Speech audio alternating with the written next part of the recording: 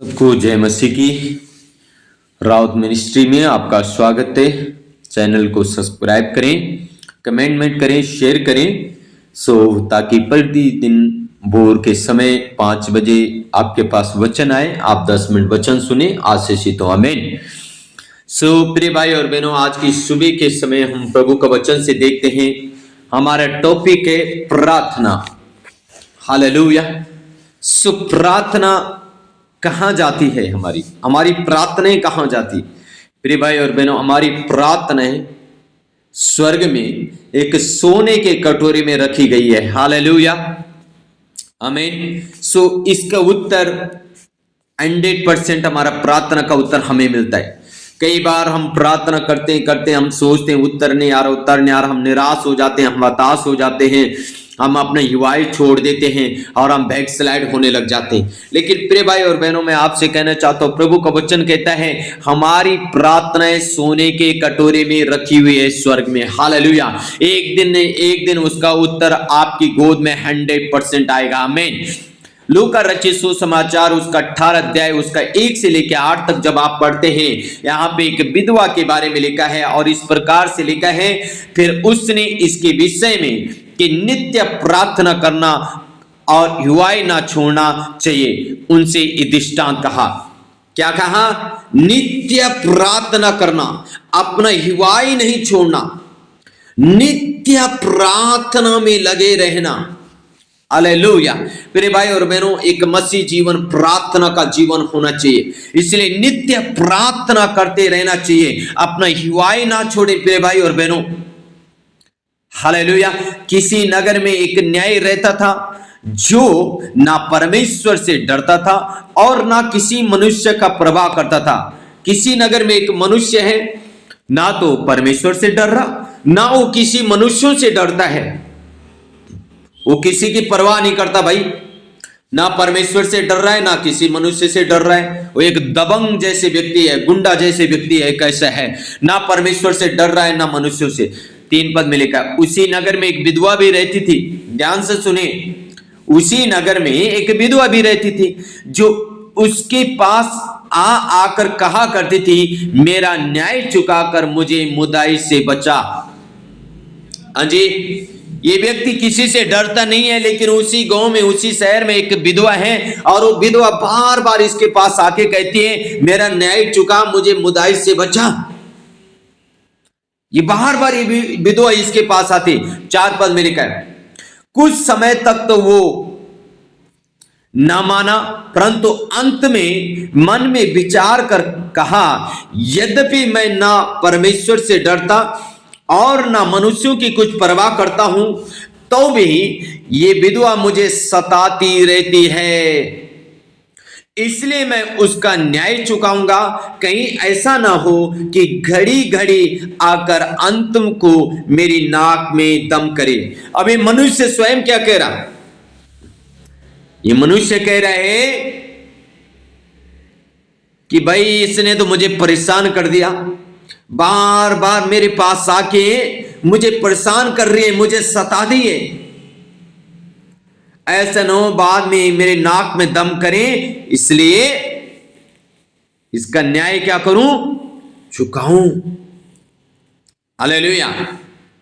प्रिय भाई और बहनों, ये व्यक्ति किसी से डरता नहीं है, लेकिन एक विधवा ने इसको डरा दिया।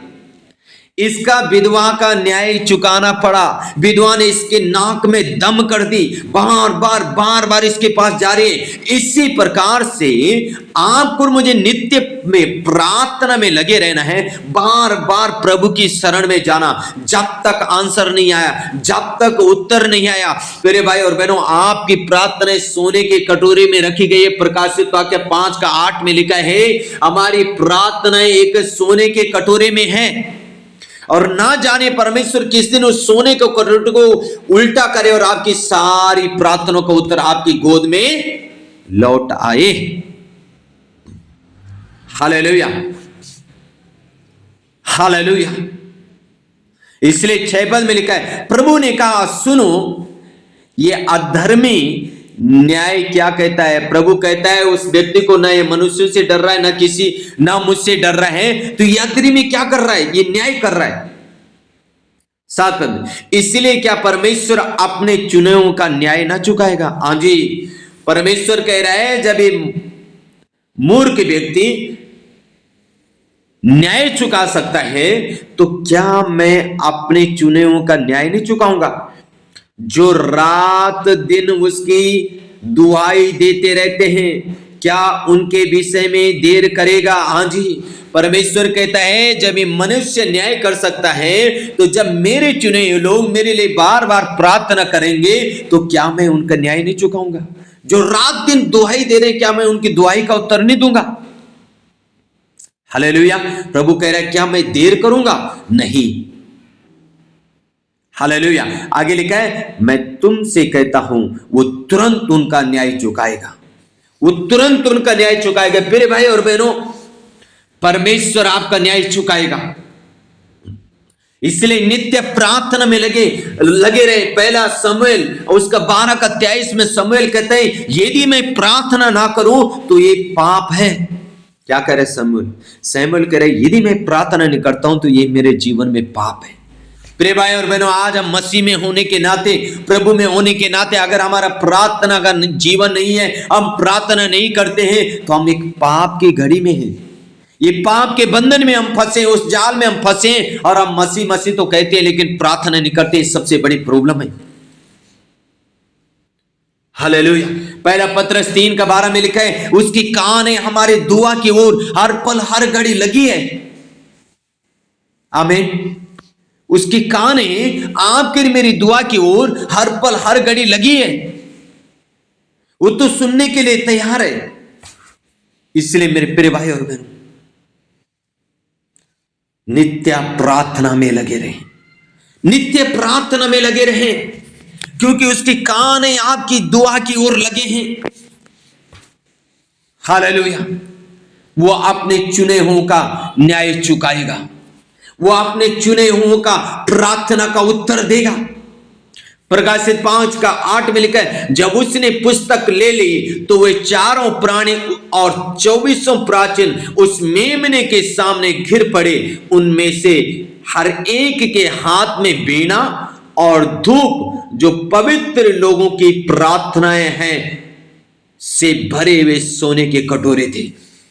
हाँ जी प्रिय भाई और बहनों, आपकी प्रार्थनाएं सोने के कटोरे में जाती है।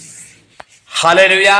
स्वर्गदूत आपकी प्रार्थनाओं को सोने के कटोरे में स्वर्ग में पहुंचाते हैं। और मैंने जैसे शुरू में कहा, ना जाने मेरे प्रिय भाई और बहनों किस दिन आपकी प्रार्थना का उत्तर आपकी गोद में आ जाए, आपको नहीं है मालूम। किस दिन परमेश्वर उस सोने के कटोरे को उल्टा करे और आपकी सारी प्रार्थना का उत्तर आपकी गोद में दे। इसलिए मेरे प्रिय भाई और बहनों, नित्य प्रार्थना में लगे रहे, प्रार्थना करते रहे, अपना हिवाए ना छोड़े, बल्कि प्रार्थना में लगे रहे। प्रभु का शरण में बैठ के अधिक से अधिक बार बार इस विधवा से हम सीखते हैं कि ये विधवा बार बार उस एक ऐसे व्यक्ति के पास जाती है जो ना तो मनुष्यों से डरता है ना परमेश्वर से डरता है, बल्कि बार बार जब ये विधवा उसके पास गई, इस विधवा ने उसको डरा दिया। उसने कहा ऐसा न हो मेरे नाक में दम करे, तो उसने क्या कर दिया, आखिर में उस विधवा का न्याय चुका दिया। परमेश्वर कहता है मैं अपने चुने हुए लोगों का न्याय क्यों नहीं चुकाऊंगा। प्रिय भाई और बहनों, परमेश्वर आपका प्रार्थना का न्याय करेगा,